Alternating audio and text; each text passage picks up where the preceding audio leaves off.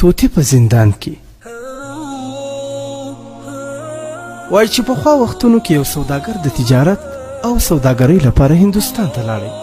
هلته یو ښایسته او خوږ ژبی طوطي واخیستی او له ځان سره یې خپل وطن ته راویست او په قفس کې یې ساتی. کلونه تیر شول. یو څو زمانه وروسته سوداګر بیا د تجارت او سوداګرۍ لپاره هندوستان ته په سفر تلی. نو د خپلو خدمتګارانو او وینځو نه یې وپوښتل چې په بیرته راتللو کې درته څه شی په تحفه کې راوړم. هر یوه خپله تحفه سوداګر ته وویله.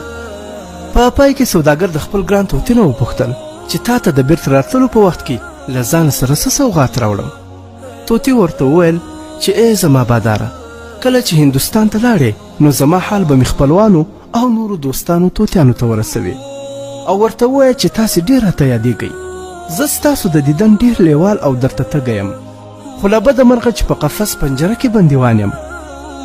زما سلامونه ومنئ، خو البته زما د خلاصون کومه لاره ماته راوښایاست.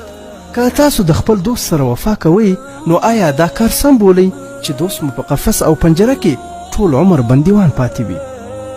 سوداګر د خپل ګران طوطي سره ژمنه وکړه چې که هندوستان ته په خیر ورسېدم نو حتما به ستا پیغام نورو طوطیانو ته رسوم. کله چې سوداګر هندوستان ته ورسېد نو په ځنګله کې د خپل طوطي پیغام د هغه د خپلوانو سره شریک کړ.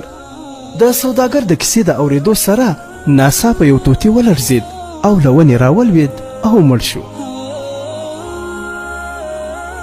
سوداګر ډېر خفه او له خپل پیغام رسولو نه سخت پښیمانه شو او له ځانه سره یې وویل چې زما پیغام رسول د دې سبب شول چې دغه طوطي خپل ژوند له لاسه ورکړی.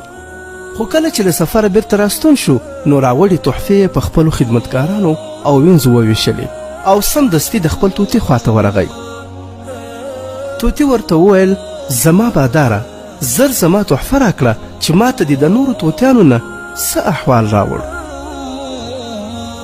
سوداګر هیڅ ونه ویل، خو د طوطي د ډېر ټینګار په وجه یې هغه ته وویل چې ستا د پیغام د رسولو سره سمدستي یو طوطي ولړزېد، خپل ژوند یې له لاسه ورکړ او له ونې راپرېوت او مړ شو. طوطي چې کله د سوداګر دا خبره واورېده سمدستي دی هم په پنجره کې ولړزېد، راپرېوت او مړ شو. سوداګر ډېر خواشینی او خفه شو او د خپل پیغام نه راوړلو نه ډېر پښیمانه شو. طوطي یې له پنجرې راوایست او بهر یې ګذار کړ. ناڅاپه طوطي له خپله ځایه راپورته شو او والوت او د ونې پر یوې څانګې کېنست.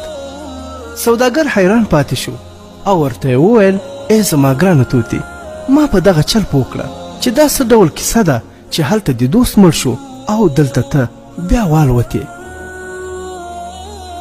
طوطي ورته وویل سوداګره ما ته هغه طوطي راوښودل چې زه ستا په پنجره کې د خپلې خوږې ژبې او هنر په وجه بند کړل شوی یم. هغه طوطي ما ته د ژغورنې او خلاصون لاره او چل راوښود او خپل ځان مې ستا د پنجرې او قفس نه آزاد کړ. سوداګر طوطي ته وویل زه خدای دې مل شه، په ښه چل دې زما نه ځان آزاد کړ، په رښتیا هم چې هوښیار یې.